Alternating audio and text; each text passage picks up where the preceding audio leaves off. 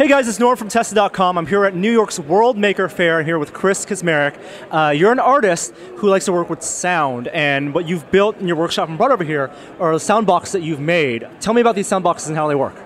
Well, I make a lot of sound boxes and they all work a little bit differently. A good one to start with may be this guy right here, and this is a repurposed credit card reader. Yep. So basically what's happening is that little head that reads the stripe on your credit card, I left that in there but took out all of the other guts. And then when you turn it on and swipe your credit card through there, that magnetic stripe right there, that's data, that's ones and zeros. So ones and zeros can translate into a square wave. When you have a 1, the speaker goes up. When you have a 0, the speaker goes down. So by swiping this through here, that 1 and 0 is getting pushed to the amplifier because it's really just a little bit of energy is telling you whether it's a 1 or a 0.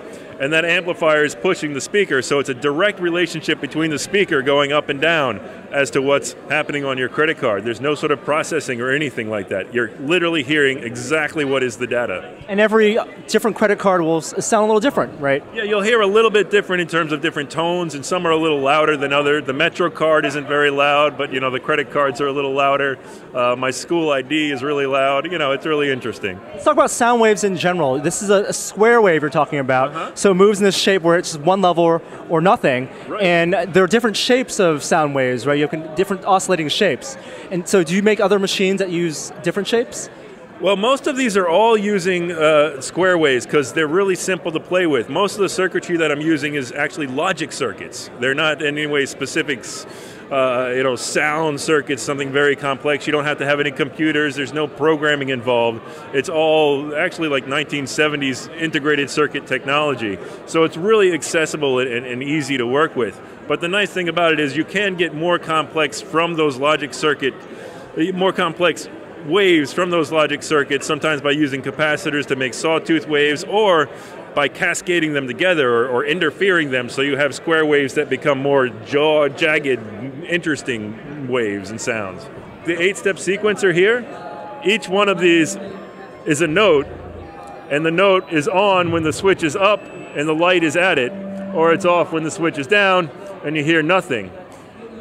And now I'm going to hit pause and stop it at one of the notes, and you can see you can tune what the sound is for that note. But what gets interesting is if I turn up the tempo, it moves from a sequencer to actually being a tone generator, where it's mixing together a bunch of different waves to get a more complex wave. So you can start to edit that waveform with these knobs and get some really interesting tones out of it.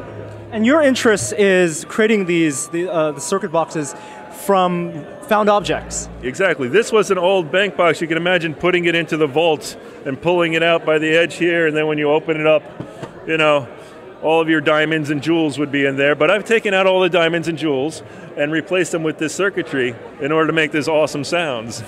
Now, if someone wanted to make their own box, what would they need, and what are the resources they can go to do that? Well, definitely the internet's a great resource for like anything these days, but a great book and one that really got me into this is called Handmade Electronic Music by Nicholas Collins, and it's really quite an accessible book for people that are just interested in working with electronics creatively, and it doesn't necessarily require a huge amount of background in electronics or engineering of any type, so I highly recommend it to anyone that's interested in making it. And it's not even that expensive. Like, you can find a lot of these parts, like you said, an amp might be the most expensive part to making one of these. Yeah, definitely in terms of cost, it's really not high. All of the enclosures are found objects, you know, old router from Verizon, you know, this actually was a printer receipt from the 1970s. You can find these kind of old electronic enclosures everywhere, and they don't even need to be electronic. This guy here, this was actually a knife set gift box that I got. So anything can be an enclosure. The components themselves, because there's no computer required, there's no programming, you're buying little integrated circuits that are usually like 20 to 30 cents a piece. Looking at the inside of this one, this is all that's making the sound, honestly, and that's less than $1's worth of components. I did buy a kit for the amplifier to run the speaker here. That's probably the most expensive thing in this entire box, and it cost about $6 when I bought it. And you just need a little bit of soldering. We're using a breadboard, and that's it. Exactly. A little bit of soldering, and you get it together. Awesome, and it makes really cool sounds. Thank you so much, Chris, for showing us a few of your sound boxes. And you have a website that people can go check out more of your creations from. Definitely. It's just www.chriskaczmarek.com. Awesome, and you can find more of our videos on tested.com. Subscribe to our YouTube channel, and we'll have more from World Maker Faire New York on the site. We'll see you next time. Bye.